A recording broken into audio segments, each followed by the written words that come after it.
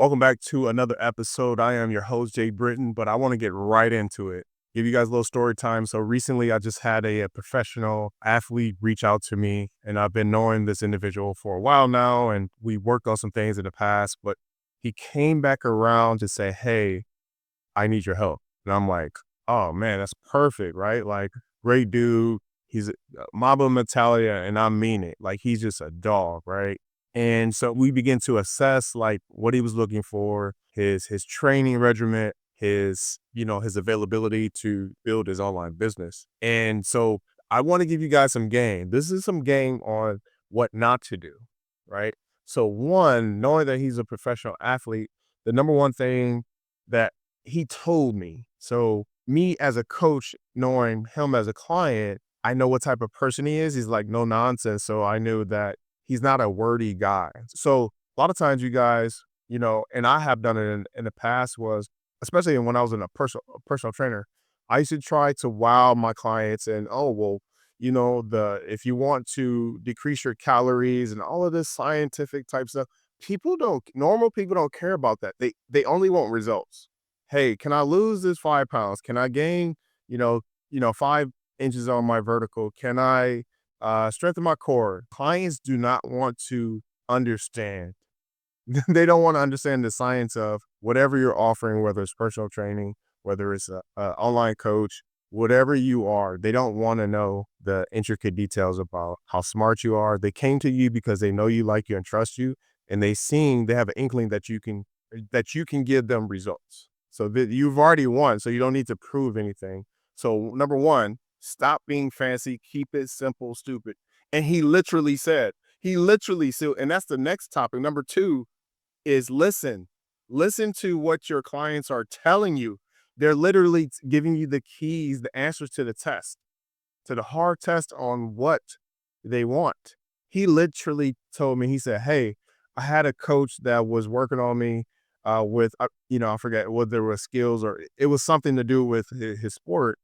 And he was just like, he used to try to use all these fancy words and he would just check out. He was like, "Man, just tell me what I need to do and I'm going to do it." Listen to your clients. That's all you have to do is just listen. Keep it simple. Listen to your clients, right? That's all you have to do. And so when he told me that, I was like, okay, check.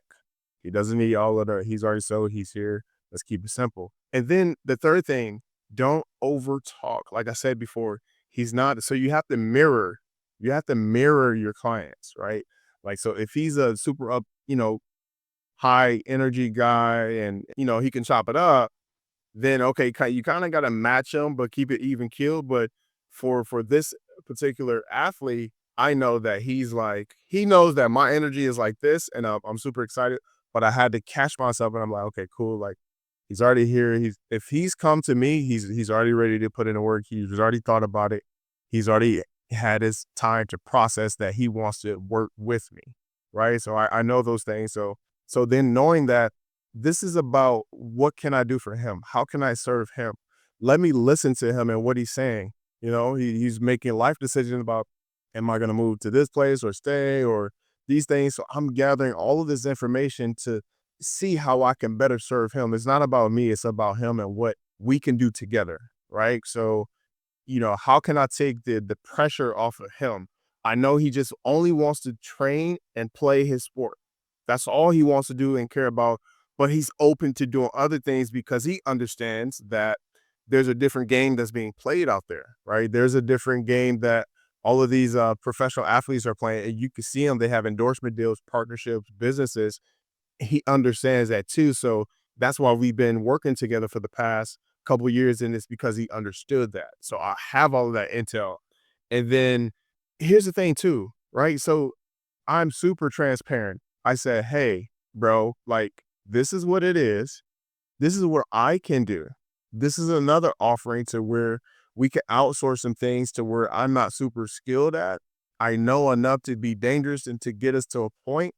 But if you really want to take this to the next level and for me to better serve you and you don't have to worry about this stuff and this stuff could be handled, this is a premium offer. Okay, if we're doing it together, this is this offer and this is what it costs. And this is where I'm at with it. This is my skills as it pertains to this offer. This is my availability. This is what I can do. I need to work with you. But knowing your schedule, knowing what you really want to do and the time frame you want to do it in, then we have to make some concessions and adjustments. So how would you like to proceed? Right. So gave him those two offers, and I already know he's already shared with me verbally what we're gonna do. So me knowing that, I'm like, okay, well, this is this cost. We could do it like that, and being able to customize it.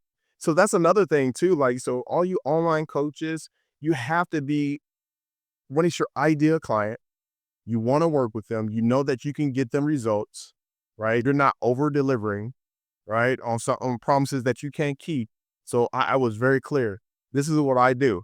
I can help you make really great offers. We're gonna work on this together. Okay. At some point, if you want to scale and outsource some things to have a different agency do it, then we can address that then too. I have that within my network. So I let him know those things. And then so he was more inclined to listen and lean in and hear me and give me verbal yeses and agreements, and we're in alignment, right? And then the next thing was you have to use empathy. You cannot be naturally, I'm an empath. Like I gotta connect with you. I don't work with everybody, right? So if you guys want to work with me, apply. We will see if we're a good fit because I just don't work with transactional people. And I understand business. Sometimes stuff is transactional. Trust me, I have multiple businesses and I understand things are transactional. But when you're working with someone closely like this, it has to be a good fit for that individual and you. If the vibes are not there and trust me, it's just terrible. It's just transactional. Get it done. And so if you're dealing with clients like, oh, just get it done. And it's like, oh, cool. Well, you can pay for that, right? You're going to pay for that, right? Because I'm not going to deal with you on a one-on-one basis. I'm going to outsource it to someone else. And I'm going to essentially project manage that and guide you along and give you the tools and resources you need. But far as working like intimately close one-on-one, that's just not how I roll. And again, I'm a constant professional when it comes to working with my clients, but I just have, it's not about the money for me. It's about how can I help you and feel good about it? Are we on the same page? Are we in alignment? Do you really understand what this is? Have I made myself very clear on what we can do together? Do you know the possibilities of what you have? Can we really dive in onto your offer and what you have to provide for the world and your clients and people you want to serve? I was really transparent with her. Hey, this is what I'm about. This is how I really want to serve you. What's in it for me? Yeah, the money is cool, but it's not everything. We're not about to get super rich and quit. No, like I want to help you make this transformation. I want to help you.